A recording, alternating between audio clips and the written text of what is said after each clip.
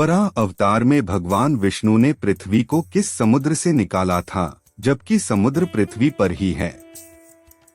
क्या आपने भगवान विष्णु जी के वराह अवतार की कहानी सुनी है? रोमांच और भक्तिपूर्ण इस कथा में जितना धर्म का मर्म है, उतना ही आजकल लोगों में आश्चर्य और विश्लेषण का भाव भी है। सभी सोचते हैं कि यह कथा अच्छी तो है, लेकिन जो समुद्र धरती पर ही है, उसी में पृथ्वी को कैसे छुपाया जा सकता है? जरूरी नहीं है कि आपके मन में परम पिता परमात्मा के लिए शंका हो, अपितु कुछ लोग तो अपनी जिज्ञासा मात्र के कारण भी ऐसा सोचते हैं। यदि ऐसा है तो इस वीडियो को अवश्य देखें। आपके सभी सवालों का उत्तर हम इस वीडियो द्वारा देने की पूर्ण कोशिश करेंगे। आइए जानते हैं वराह अवतार से जुड़ी कहानी के बारे में। जय और विजय भगवान विष्णु जी के 7वें द्वार के द्वारपाल थे। एक दिन जब भगवान ब्रह्मा जी के मानस पुत्र सनकादिक मुनि भगवान से मिलने वैकुंठ गए, तो जय और विजय ने उन्हें रोका, जबकि सनकादिक मुनियों को किसी भी समय कहीं भी जाने की अनुमति थी। उन्हें रोकना गलत था, लेकिन जय और विजय को इस बात का भान न रहा और सनकादिक मुनियों के समझाने पर भी उन्होंने मुनियों को प्रवेश से वर्जित किया। फलस्वरूप सनकादिक मुनियों ने जय विजय को असुर हो जाने का शाप दिया कि वे धरती पर जाकर असुर या राक्षस रूप धारण करेंगे। जब उन्हें शाप मिला तो उन्हें अपनी गलती का एहसास हुआ और उन्होंने क्षमा मांगी और भगवान जी से ये वरदान मांगा कि हमारा उत्थान मोक्ष आपके हाथों ही हो, जिसे करुणानिधान भगवान ने स्वीकार किया। जय और विजय वैकुंठ से गिरकर दक्ष प्रजापति की पुत्री और दैत्य माता दिति के गर्भ में आ गए। हिरण्याक्ष और हिरण्यकशिपु दोनों की मां दिति और पिता ऋषि कश्यप के पुत्र थे। दोनों जन्म से ही आकाश के समान बढ़ने लगे। उनका शरीर पर्वतों सा विशाल था और शरीर लौह के समान मजबूत हो गया। हिरण्याक्ष और हिरण्यकशिपु दोनों बलवान थे।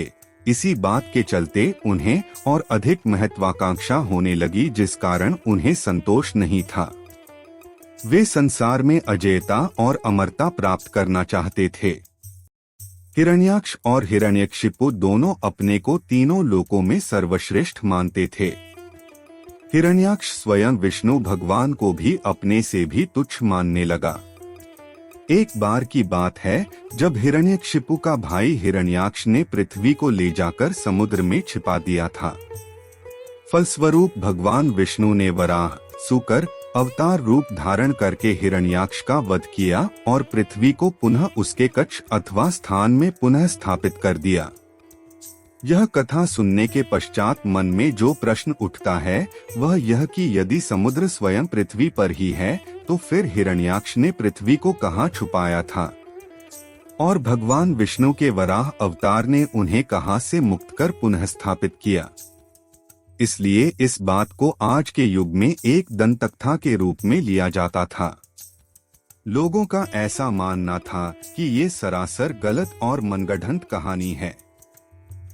भारत में सनातन धर्म है और सनातन धर्म किसी भी अफवाहों अथवा दंतकथाओं से नहीं बनता। ऐसा ही इस कहानी के उपलक्ष्य में हमें मिलता है। नासा, जो अमेरिका की national aeronautics and space administration राष्ट्रीय वैमानिकी और अंतरिक्ष प्रबंधन एजेंसी है, के मुताबिक खगोल विज्ञान की 2 टीमों ने ब्रह्मांड में अब तक खोजे गए पानी के सबसे बड़े और सबसे दूर के जलाशय की खोज की है। पानी दुनिया के महासागर के सभी पानी के 140 ट्रिलियन गुना के बराबर एक विशाल स्वचालित ब्लैक होल को घेरता है, जिसे क्वासर कहा जाता है, जो पृथ्वी से करीब 12 अरब से अधिक प्रकाश वर्ष दूर है। कैलिफोर्निया के पासाडेना में नासा की जेट प्रोपल्शन लेबोरेटरी के वैज्ञानिक मैट ब्रैडफोर्ड ने कहा, इस क्वासर के आसपास का वातावरण बहुत ही अनोखा है, क्योंकि ऐसा लगता है कि यही इस पानी के विशाल द्रव्यमान का उत्पादन कर रहा है। यह एक और बात की ओर इंगित करता है कि यह पानी ब्रह्मांड में हमेशा से व्याप्त है, यहाँ तक कि ब्रह्मांड के बनने से पहले से भी। ब्रैडफोर्ड कई खोज करने वाली टीमों नेतृत्व कर चुके हैं तथा अभी इनमें से एक का नेतृत्व कर रहे हैं। उनकी टीम का शोध नासा द्वारा आंशिक रूप से वित्त पोषित है और एस्ट्रोफिजिकल जर्नल लेटर्स में दिखाई देता है। उस जलाशय का पानी हमारी पृथ्वी के समुद्र के 140 खरब गुना पानी के बराबर है, जो 12 बिलियन से अधिक प्रकाश वर्ष दूर है। जाहिर सी बात है कि उस राक्षस ने पृथ्वी को इसी जलाशय में छुपाया होगा। इसे आप भवसागर भी कह सकते हैं, क्योंकि हिंदू शास्त्र में भवसागर जो वर्णन किया गया है वह कुछ इसी प्रकार है।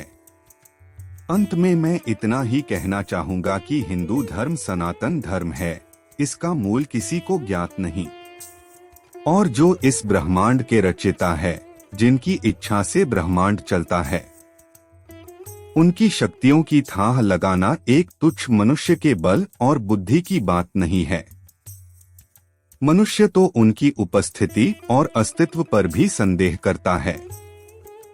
संभवतः अभी कुछ भी प्रमाण किसी भी कथा को सत्यापित न करें, पर इसका यह आशय नहीं कि सत्यता पर संदेह किया जाए।